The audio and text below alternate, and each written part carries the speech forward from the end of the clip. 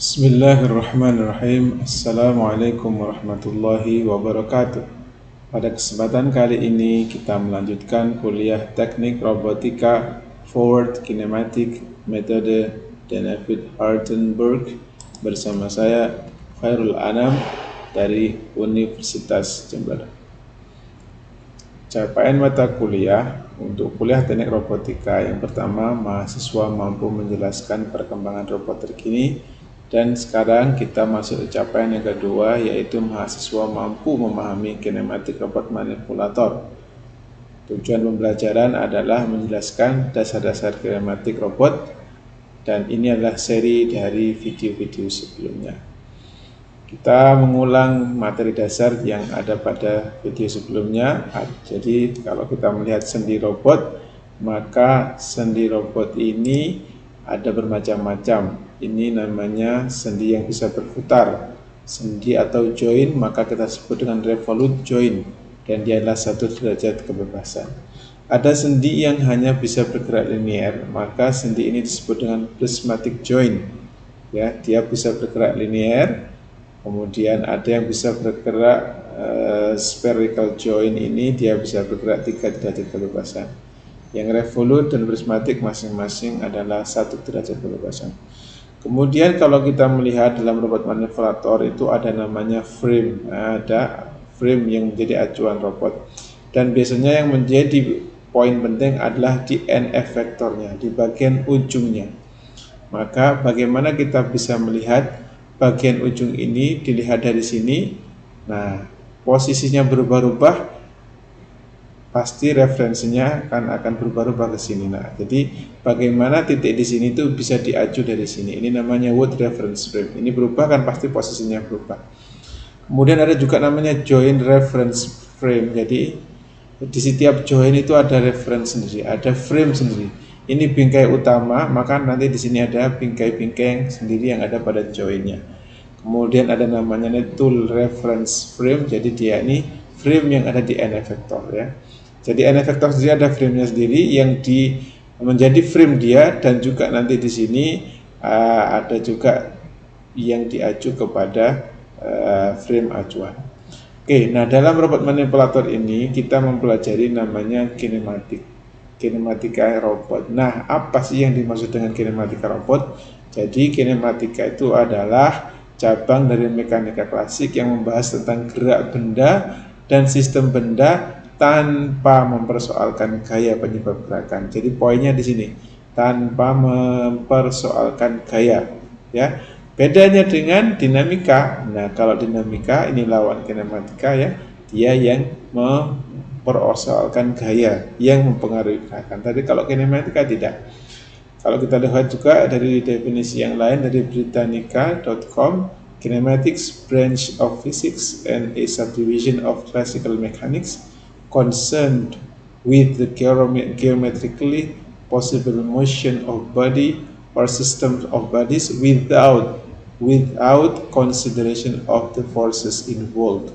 Jadi poinnya di sini ya, dia terkait dengan pergerakan dari body atau sistem bodies ya, pergerakan dari body, perpindahan posisinya tanpa mempertimbangkan gaya yang terlibat di sana ya. Jadi poinnya di sini. Nah, dalam kinematik itu ada 2 kinematik robot. Yang pertama forward kinematics. Jadi diberi sudut pada setiap join-joinnya, kemudian yang jelaskan ada linknya, ada batangnya tadi, maka kita akan bisa mendapatkan posisi. Jadi panjang setiap link tahu, sudutnya tahu, maka nanti posisi daripada frame end effectornya, X, Y, Z-nya akan tahu diacu terhadap frame utama. Kemudian yang berikutnya, lagi video.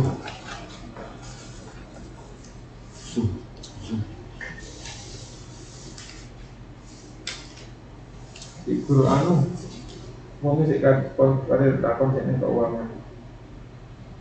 Sing Jakarta. Saya maksudnya wis guru. Jadi pakai nanti sih. Lah misalnya wis berarti benar gitu. Itu. Nah, ini saya diteni istilahnya. Sudah pernah ngirim nomor rekening? Nah, aku kurang tahu, pokoknya sih kartu ngecek ke keuangan menurut Oh, gitu. iya. Jadi kok dianu ya, dipilih kok. Yang official. Sun, nah.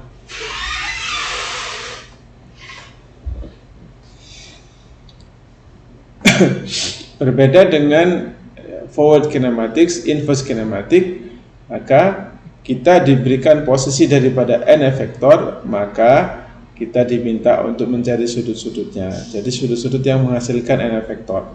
Ya, jadi diberikan batangnya, diberikan panjangnya, link-linknya, kemudian diberitahu posisi daripada ujungnya tadi, n efektornya tadi, maka berapa sudut-sudutnya. Nah, itulah yang disebut dengan inverse kinematic. Dan pada prinsipnya, ya kalau kita lihat di sini, ini ada frame ya, ini ada n vektornya di sini. Kalau forward kinematic, maka sudut-sudut pada setiap joinnya diberikan. Ya, sudut-sudutnya diberikan, panjangnya kan jelas tahu batang-batangnya, maka kemudian kita akan tahu posisinya dengan rumus tertentu.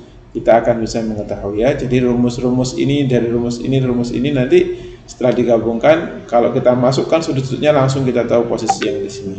Kalau inverse kinematic tidak, kita robot bergerak bebas kemana-mana ya, posisinya misalkan ada posisi di sini ya, misalkan ini mau pindah ke sini, maka kita tahu posisi di sini. Pertanyaannya, kita harus memberitahu robot untuk pindah ke sini, berarti kan kita harus tahu sudut-sudutnya. Sehingga makanya kalau begitu harus dibuat mekanisme rumus bagaimana kita mengetahui posisi, kemudian kita bisa menghitung sudutnya sehingga diberikan ke masing-masing joint, otomatis maka n vektornya akan bergerak ke posisi yang diinginkan. Nah, ini yang sebenarnya yang diinginkan dari sebuah sistem robot nanti adalah inverse kinematic. Itu yang penting. Karena yang penting adalah nanti robot ada bergerak kemana-mana, mau ngambil di sini, mau ngambil sesuatu di sini, ini yang diketahui adalah posisi. Jadi yang terpenting adalah diberikan posisi, kemudian sistemnya otomatis memberitahu join-join berapa sudutnya sini, berapa sudutnya sini, berapa sudutnya sini.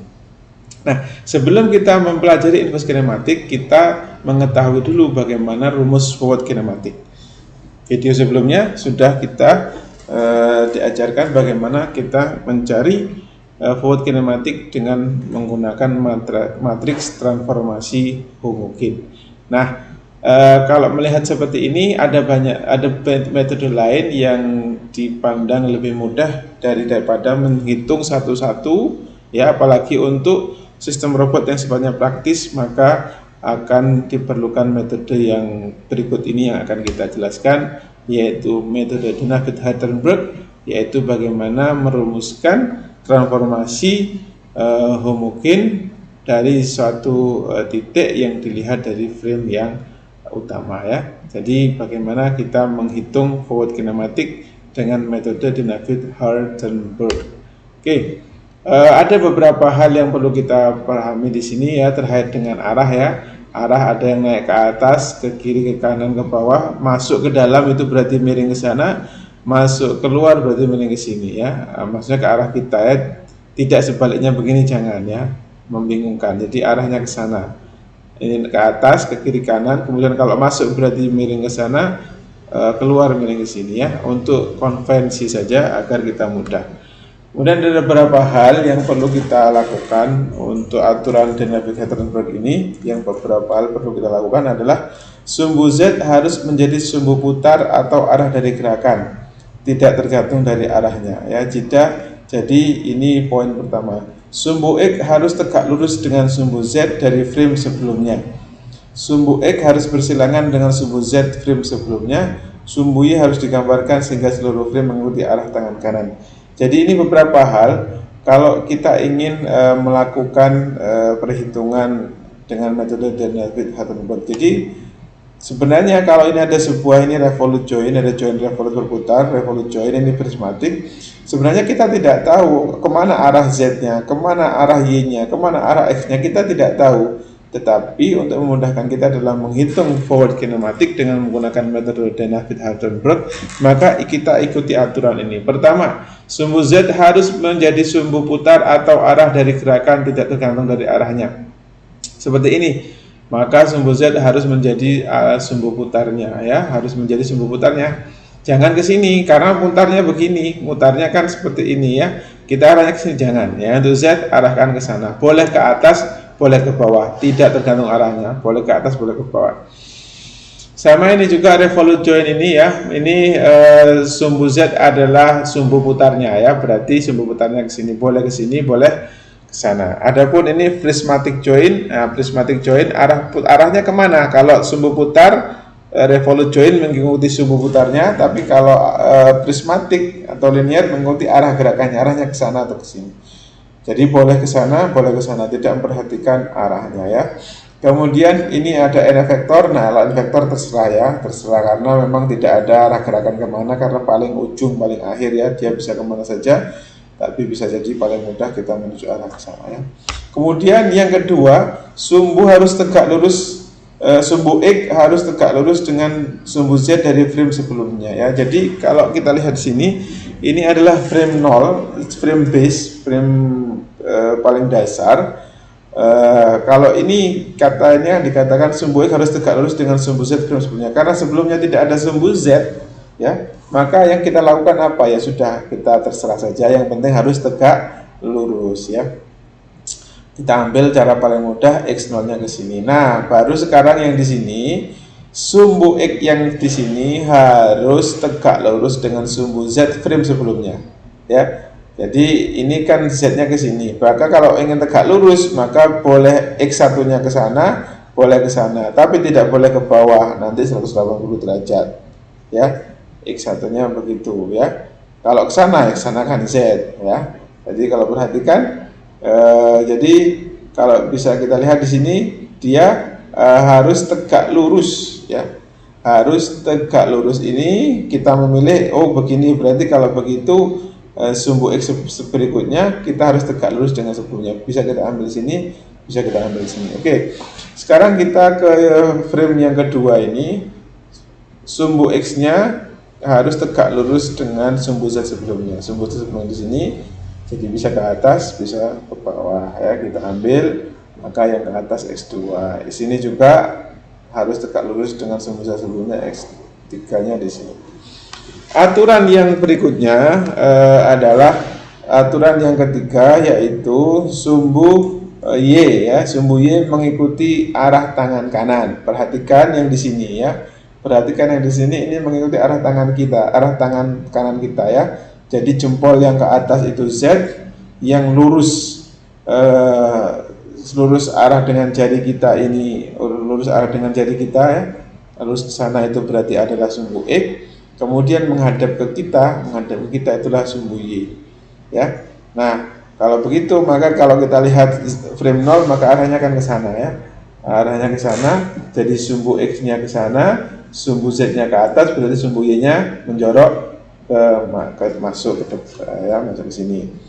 Demikian juga dengan X1 ya, semuanya mengikuti arah tangan kanan.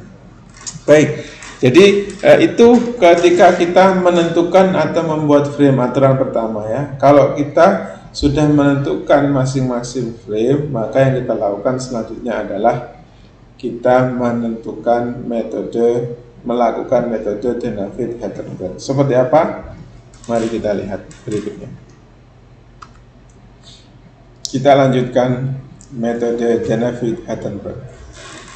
Jadi dalam melakukan metode Dennavit-Hattenberg itu, kita perlu mengetahui di sini ada join n plus 1, n plus 1 dan n plus 2. Kita selalu ada dua join ya. Join n dan n plus 1, atau boleh n-1 dan n, selalu digunakan. Adapun tahapannya adalah tahapan yang pertama dalam dalam Dennavit-Hattenberg itu seperti ini ya, secara tahapannya seperti ini. Langkah pertama bagian B adalah putar sumbu Z, diputar sumbu Z sejauh dengan theta n plus 1 ya.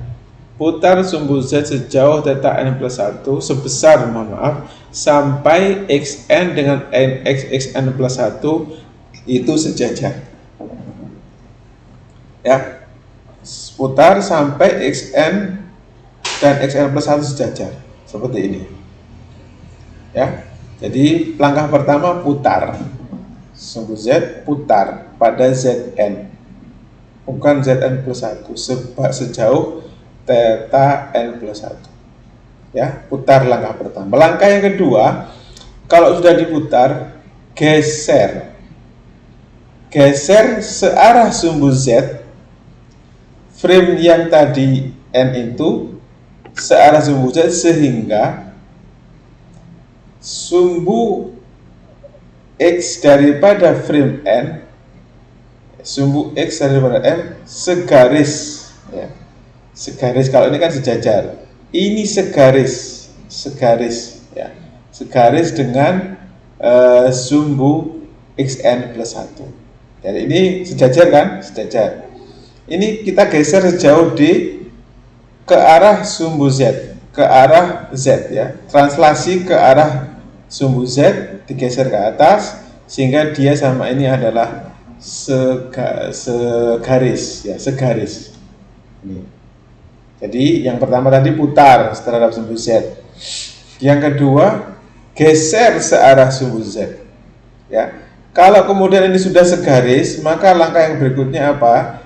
Geser searah sumbu X sampai sumbu atau frame N bertemu dengan frame N plus 1. Geser sejauh berapa? AN plus 1.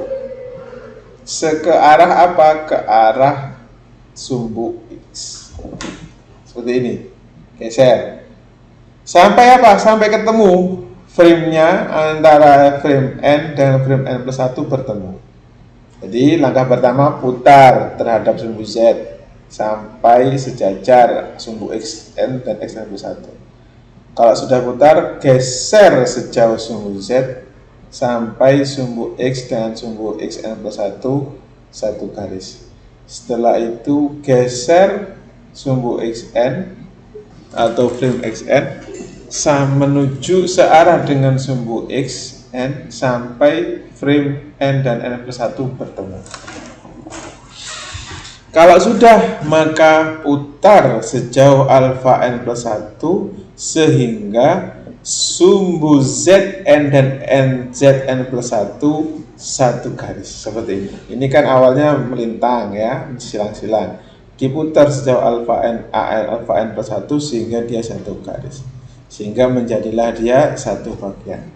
Ya, jadi tahapannya apa? Pertama, putar sumbu Z sejauh theta N plus 1. Geser searah sumbu Z. Ya. Kalau sudah sampai Xn-nya segaris dengan Xn plus 1. Kemudian geser frame Xn atau frame N searah sumbu N sampai bertemu. Kalau sudah, putar sampai sumbu Zn plus 1 dan Zn bertemu seperti ini, satu garis, ya, diputar sejauh alfa N plus 1. Nah, rumusan ini bisa dirumuskan seperti ini. Putar searah sumbu Z, ini putar rotasi terhadap Z, ya kan? Putar terhadap, bukan searah, terhadap sumbu Z. Cos theta N plus 1 min sin theta. Nah, ini matrik rotasi, translasinya 0. Setelah itu geser sejauh sumbu Z, ini sejauh sumbu Z, ini X sama Y-nya tidak 0. Translasi. Setelah itu translasikan sejauh X, ya kan? Sejauh AN plus 1 searah sumbu X. Berikutnya rotasi alfa N plus 1 terhadap sumbu X, ya, ini rotasi terhadap sumbu X. Maka kalau ini dikalikan semua jadilah ini. Ya. Nah, jadi yang harus kita lakukan dalam metode dana beta terbang ini, kita hanya perlu mencari 4 parameter. Theta, alfa, putarannya, sudutnya, yaitu terhadap sumbu Z, terhadap sumbu X, alfa, kemudian pergeseran D sejauh sumbu D, dan pergeseran A. Kalau kita sejauh sumbu X, kalau kita sudah ketemu 4 itu, langsung aja masukkan sini, beres. ya, matriksnya sudah ketahuan ya, tidak usah kita pentingkan. Ini poinnya di sini.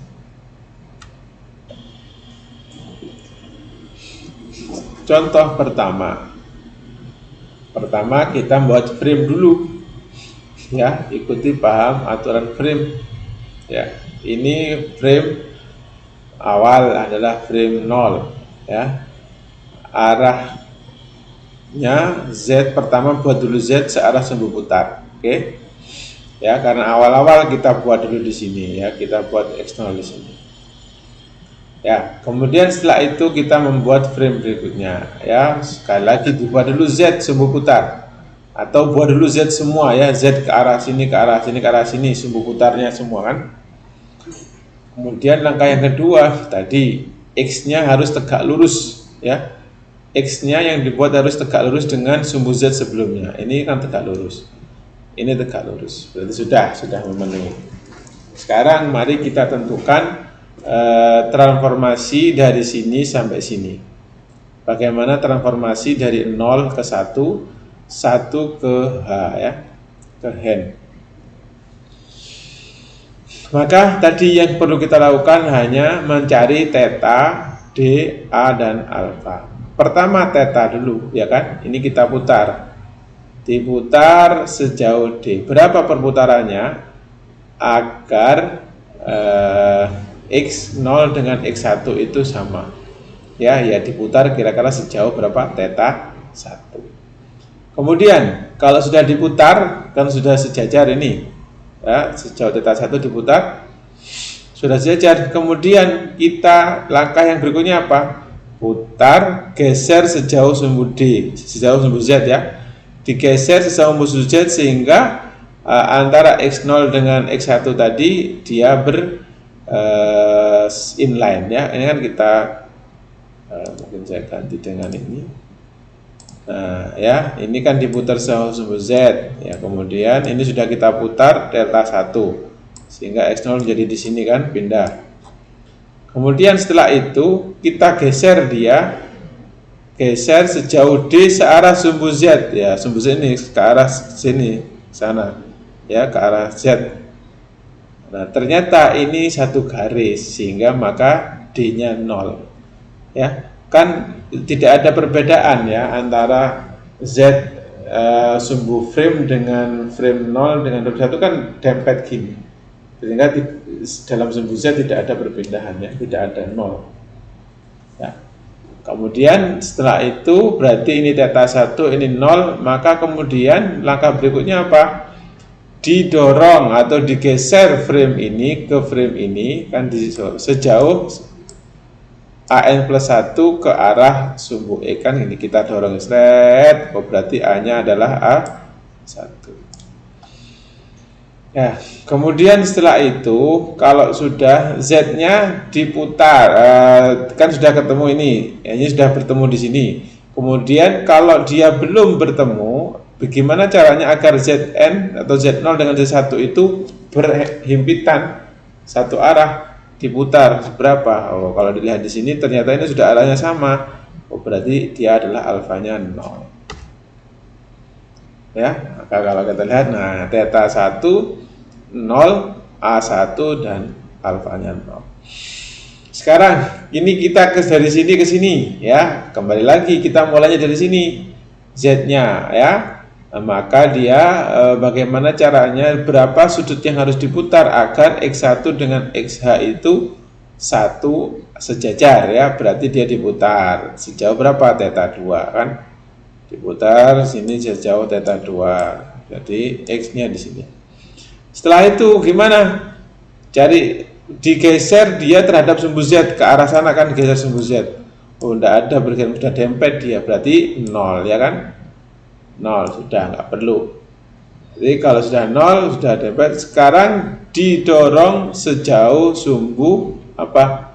Didorong sejauh sumbu A, sumbu X ya. Ini kalau dilihat di sini pergeserannya ya, mungkin ini kan sebenarnya ini bisa macam-macam ya posisinya. Mungkin lebih mudahnya tadi X-nya agar sama ya, tapi tidak apa-apa, ini sama saja kalau kita arahkan ke sini ya, mungkin X-nya juga boleh ya, atau mungkin begini juga nggak apa-apa ya, kita geser sejauh sumbu X ya, mungkin bagusnya ini ke sini nih, atau membuat frame-nya yang pas. Kalau membuat frame-nya yang pas enak ini ya, artinya ini nanti dia berarti sejauh A2. Baru setelah itu nanti Z-nya gimana? Z-nya sudah bertemu atau tidak? Nah, Z-nya kalau belum bertemu, maka di sini nanti kan arahnya sama, berarti alfanya 0 ya. Maka kita lihat di sini ini ya. Nah, kemudian setelah itu kalau kita sudah dapat tabelnya ini, tinggal kita masukkan ke rumus tadi ya. Kita masukkan ke rumus ini, perhatikan, mohon maaf, cepat. Nah, ini. Jadi A1 antara 0 ke 1, A2 yaitu antara 1 ke H, kita dapat ini ya. Tadi kan C1 maksudnya cos theta 1 min sin theta 1, sin theta 1, cos theta 1, 0, A sini A, D-nya kan 0. Ya kan? Ya. D-nya kan 0. Jadi kita mengikuti rumus yang ada di sini. Ini kita masuk. Jadi kita masukkan ya, theta 1-nya cos theta 1 min sin theta 1 cos theta 1 ya, kita masukkan ke dalam nilai ini, kalikan alfa ya. Jadi di sini alfanya 0 sehingga ini 0 ya. Kemudian yang di sini sin alfa cos alfa ada ya, sin theta cos 0 itu 1 ya. Kemudian ini sin theta sin alfa 0, berarti ini tinggal 0. Ini cos theta ada nilainya, ini A ya. Kemudian sin theta. Jadi sehingga kalau kita lihat jadinya nah ini ya, kalau kita lihat A1 ini jadi cos theta 1 min sin theta 1, sin theta 1 cos theta 1 dari rumus yang tadi ya, A2-nya ini, kemudian ini sama ini dikalikan jadilah ini. Jadi ini transformasi homogennya ya, yaitu frame H dilihat dari frame 0.